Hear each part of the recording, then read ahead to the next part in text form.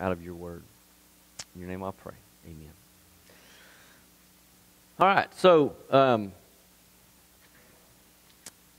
if for those of you that don't know me, my name is Josh Morris, and I'm the pastor here at Cross Creek Cowboy Church. And I used to rope on occasion, right?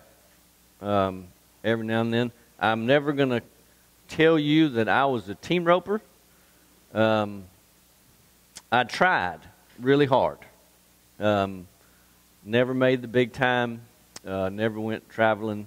In fact, I didn't go very far. You know, just kind of here, there, and yonder. Mainly because I didn't have time. But anyway, but there's a couple of things that I figured out in my short time, in my short roping career. Okay, and one of those things was, if you get distracted by something that you have no control over, like a horse bucking, going down the pen, or you lose a stirrup, or somehow you come out of the box and end up on the back end of the horse instead of in the saddle where you're supposed to be,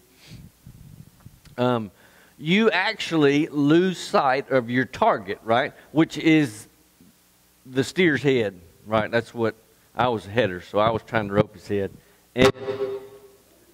And was it me? Did I? Anyhow, so you could get distracted, and when you got distracted and you weren't focused on the steer's head, I don't care how close you were. I got real close. Like, I could have just dang near just laid it on there, right? And I missed a lot because I got distracted. My focus was not on what I was shooting for. The target was not, and of course it was moving, right? And I was moving. We were moving the same speed, right? So it was pretty much just standing there.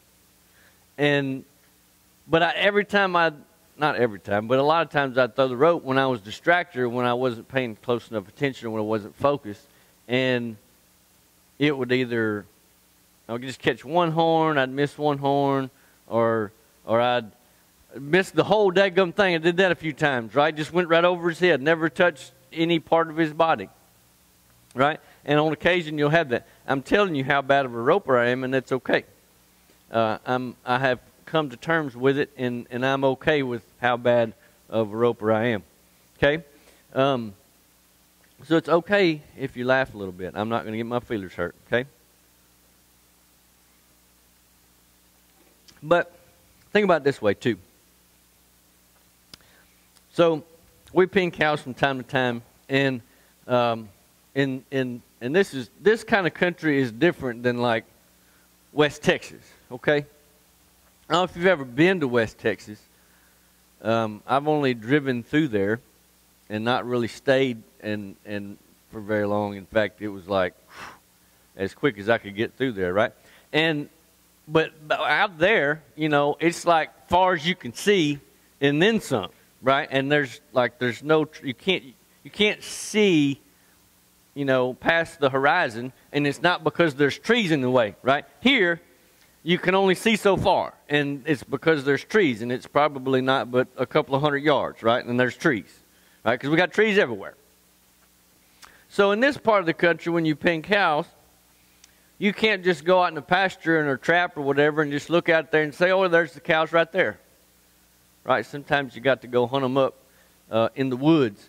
And, of course, a lot of people use dogs, and which is a pretty handy tool to have, but not all of us are cool enough to have dogs that are worth a darn anyway. And so we have to go out there in the woods and search for them and look for them and bring them out of the woods. But look here, I'm going to tell you right now, if you got a group together and you're going through the woods and one splits off, you just leave that sucker. I don't care. You don't go after him, because you won't get him back fast enough to find the rest of them. And by the time you get back to where you were, them other ones are going to be gone. right? You ain't going to find them. So now you've got one cow back, and that's it. You missed the 20 or so that you had, right? You just got the one cow. But so what happens there is you lose sight of your target, right? Your target is more the big bunch. You want to get them, keep them moving in the right direction towards the pens or whatever. And so if you lose sight of that bunch, and you run off, you get distracted by this one cow, right? So you go over and get it, and you come back, and they're all gone. Well, you've lost your target, right? You only have a little small piece. And so when we're chasing something, just imagine you're chasing something like, because sometimes we cowboys, we like to chase stuff. And so like you're chasing through the woods. Well, if you lose sight of it, if you lose contact with it, you just as well kiss that sucker goodbye because it's gone. We do that a lot in our spiritual lives. We lose sight of our target. We lose sight of what we're chasing. Right? And if you think about it, what are you chasing? And I don't want the church answer. Don't holler the churchy answer out. I want to know, and I don't really want to know this, but I want you to think about this, right? I want you to think about this. What are you really chasing? What are you really chasing? There's lots of things in this world that we can chase, right? There's money, there's stuff or junk, or you can just name a list from now till whenever. There's plenty of stuff in this world to chase. The world gives us so many things that seems appealing that we would want to chase, right? It's just, yes, I got to have it. I got to go after it. I got to go after it with everything I got. Right? And I got to keep my eyes on it. I got to keep focused on my target, which is what I want, which is really ends up being crap. Junk we don't need, stuff. So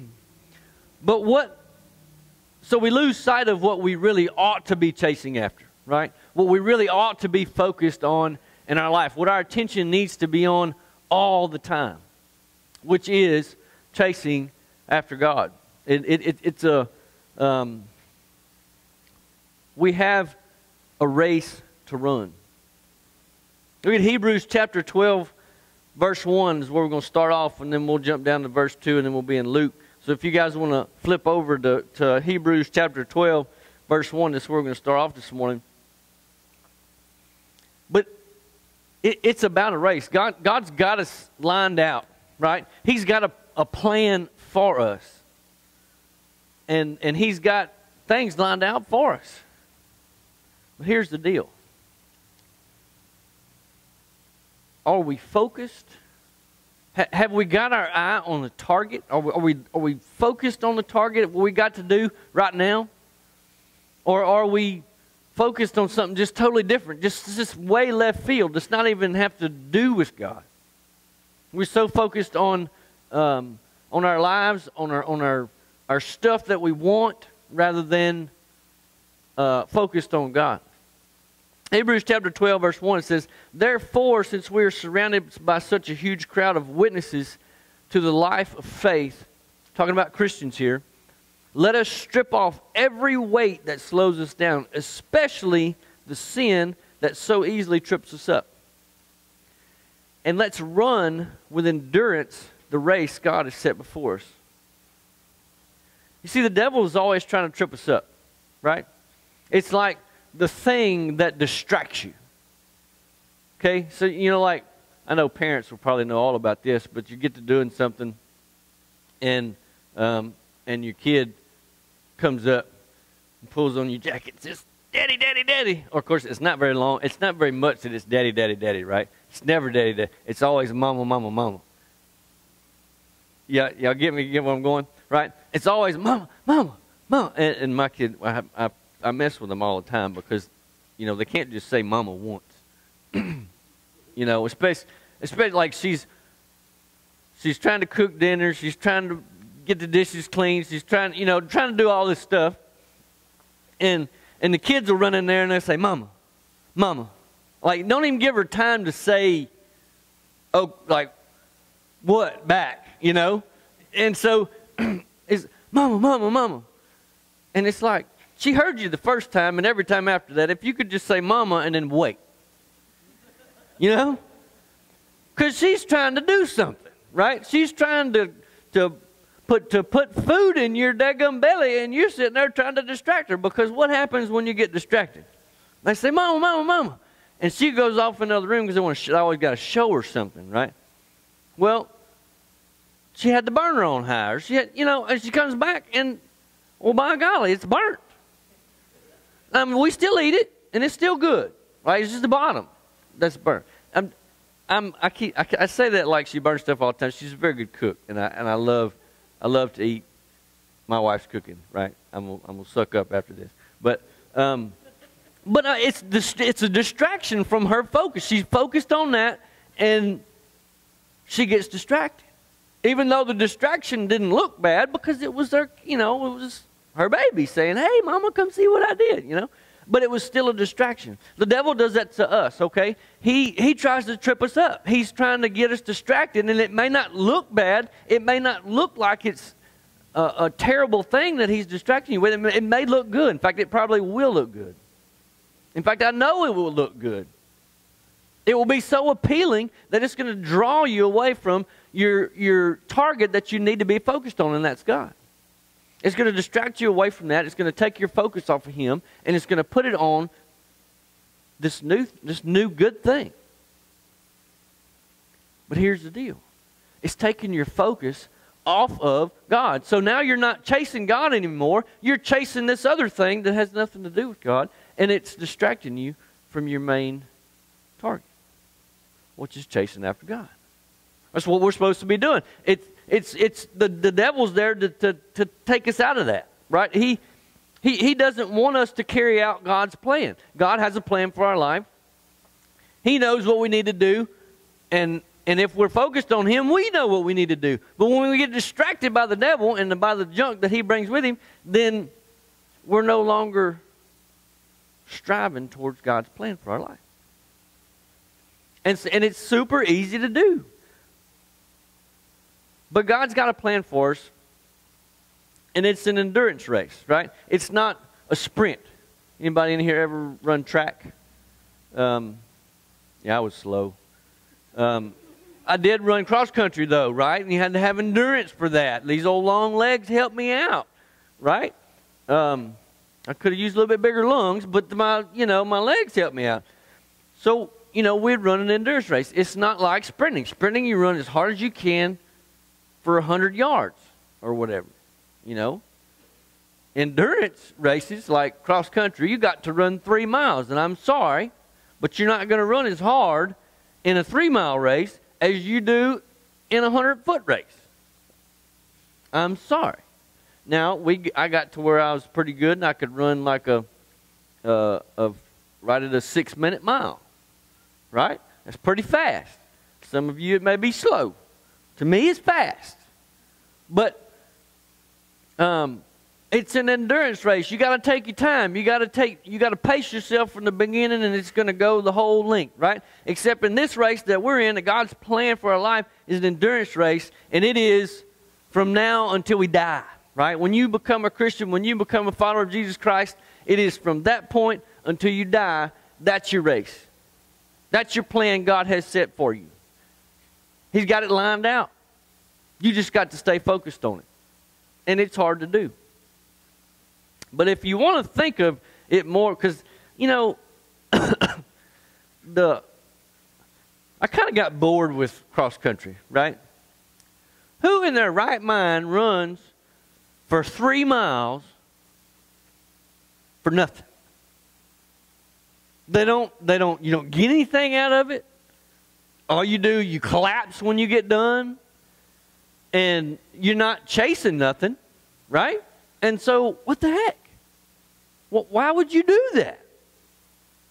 So, think of it this way, right? This race that we run as a Christian, it's not really a race. It's a chase. We're chasing after God. We're chasing after a relationship with Jesus Christ. We're chasing it so that we can grow in it. All right? Because, let's face it, races are boring. I mean, unless you're betting on the, on the horse race or something, I guess it could be exciting then. But, for the most part, it's kind of boring. But chases, everybody likes a good chase, right? Especially when it's the cops and they're chasing after somebody.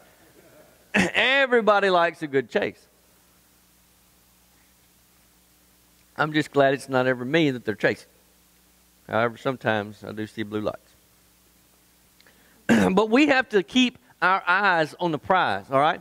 Our eyes have got to be focused on the prize. The prize is Jesus Christ, right? Our prize is not the things of this world, the junk that we can get involved in, right? The distractions that the devil can bring to us or put in front of us, that's not the prize. He wants us to think that there's the prize because he wants us to get our mind off of the real prize, which is Jesus Christ, right? So we've got to be careful about what we're looking at, what we're seeing. If you look down in a verse in Hebrews chapter 12, just one verse down from where we were, verse 2, it says, "We do this by keeping our eyes on Jesus, the champion who initiates and perfects our faith. Because of the joy awaiting him, he endured the cross, disregarding its shame. Now he is seated in the place of honor beside God's throne." Look about halfway through there. It says, because of the joy awaiting him, he endured the cross. So, you have to have, especially us crazy people, and when I refer to crazy people, I mean human beings. We have to have something good before we can hear something bad, right? Nobody likes to hear bad stuff all the time. I don't like to hear bad stuff all the time. I like to hear good stuff from time to time, right? It makes it more fun, and it gets you in a better mood to hear the bad stuff. That's why you always start conversations off with, great things, right? Oh, I'm awesome, But, my mom died, but that's okay, because I'm awesome, You got to start off stuff good to kind of prepare you for the bad, right? So, there it says, because of the joy awaiting him, he endured the cross, disregarding its shame.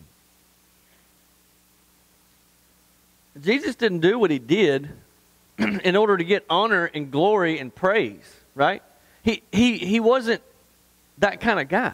He wasn't looking for that when he was on earth. He wasn't looking for that in his ministry. In fact, he was humble in everything he did. He didn't want people to say too much about what he did until it came to the time of salvation, of this is why I'm here. And then he wanted everybody to preach it to the world, right?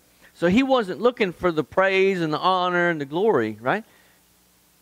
What was he looking forward to? Why was he doing the things that he was doing on the earth? Personally. Why was he doing this stuff?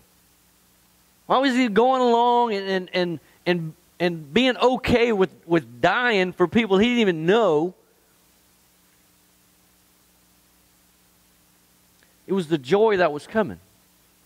It was the joy that was coming. It wasn't the joy that he was feeling at the time. I mean, I don't know if you can feel joy when you're in severe pain, when you're being tortured.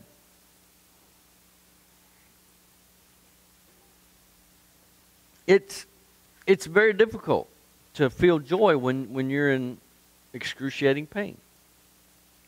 Right? And I don't necessarily just mean physical pain, but emotional pain. And so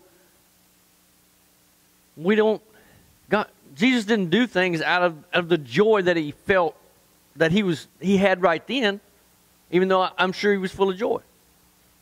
It was the joy that was to come. The joy that was to come after he died and was with his Father in heaven. That's where our joy comes from. That's what we're seeking. That's what we're looking for. But we do all that by keeping our eyes on Jesus. We keep our eyes on Jesus. We keep our eyes on the target. That's what we're shooting for. That's what we're chasing. That's our goal. That's our end all be all, right? We can't get along and follow God and be in His plan for our life if we're not chasing Jesus Christ. If we don't have our eyes on Him. What I was talking about earlier about the cows. You get off in the bushes and you get your eyes off the cows and they vanish in the thin air. Right? I'm telling you, it's the craziest thing. Just a second. It don't take a second. They're gone. We do that, but we do it kind of on the other end. We lose focus. We lose focus on what we're looking for. And so we get distracted.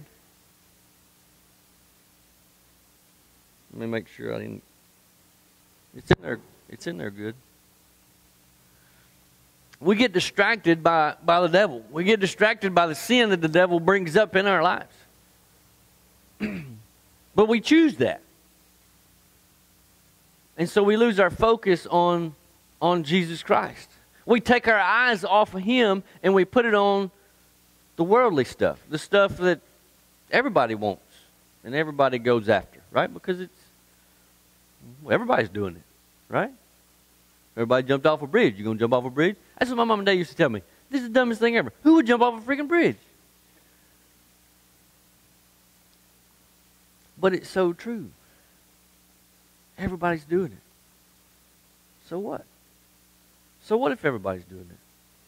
Are you going to stay focused on Jesus Christ? Are you going to keep your eyes on Him to keep your target in line so that you can continue on the chase without getting lost?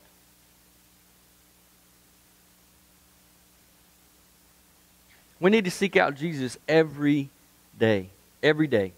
Not just once a week. Not just on Sundays or Thursdays at round pens or whatever. It needs to be every day. Our eyes need to be focused on Him every single day. Flip over to Luke chapter 4, where I'm going to wind down today. Don't get up and leave yet. I'm not finished. Luke chapter 4, verse 42. This is just a story about some folks that had been really touched by what Jesus had said before. And that sucker was slippery. Right? He would sneak away to be by himself, which is actually pretty important for our spiritual lives. We need to be by ourselves sometimes. We need to sneak away so that we can be with God our Father, so we can talk to Him alone. Verse 42, it says, early the next morning, Jesus went out to an isolated place. The crowd searched everywhere for Him. And when they finally found Him, they begged Him not to leave them. All right, these folks had just gotten a dose of Jesus. And what I mean by a dose of Jesus, Jesus was like, I can't really explain how it would be if He was here like today. People came from miles around. The sucker could heal anything, anybody, anywhere, anytime. He knew exactly what was going on all over the place. He was God. I mean, I can't explain anymore. He was God and He was human together in one, 100% of both. He was amazing. And these people had just got a dose of that. Right? And so He ran off to be by Himself, and they were like, oh my goodness, we got to get some more. Right? They didn't want to leave. They didn't want Him to leave. They wanted to get some more, but he knew he had to go off. He had to run off and be by himself for a while and talk to God. He needed that time to get away. But these folks, they didn't just, look over. No, he ain't over there. They didn't just come over here and say, oh, yeah, no, he ain't over there. All right, well, he's gone. We're going to go home. That's not how they did it. They turned over every boulder and rock and looked behind every tree and over the top of every hill that they could find. They went out searching. They went out seeking. They went out to do everything that they could do in order to find this man that they were looking for.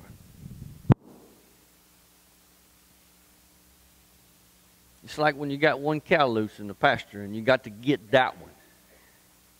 What do? You call every cowboy you know that's got dogs and horses, and you just bring them all, and you find the one cow, right? He may have dogs hanging off of every limb, but you find that sucker, right? You look everywhere there is to look to find that one cow. This is what these people were doing. They were searching so hard for Jesus. They wanted more of him. They wanted more of him. They got a little taste of him and they wanted more of him. They were chasing after him so hard they wouldn't let anything get in their way in order to find him. They weren't backing down. They sought after him. They wanted to know more about him. They wanted to know about the good news that he was teaching, the gospel that he was preaching, about what he's done and what he was going to do, and the fact that there was going to be salvation for all by just believing and trusting in him, having faith in him, and then seeking him with all of ourselves, with all of our mind, all of our heart, and all of our soul. Chasing after him with everything that we have.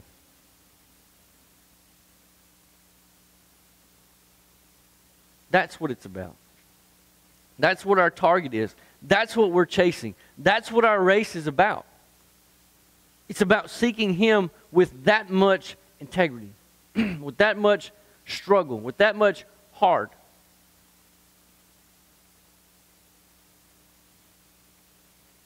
It's tough. It ain't easy. If anybody told you it was easy, they were lying. But it wasn't me. It's not going to be easy. It's going to be tough. It's going to be hard. There's going to be distractions. There's going to be the devil at every corner. Every time you think, I got this thing. I'm seeking God. I'm looking after him in everything that I do. I'm reading my Bible. I'm just doing everything that I can do to seek him. And then the devil's going to say, hey, look, I got this cool little thing over here you need to see. And you look away. And then you're gone. And then it's a struggle to get back on track.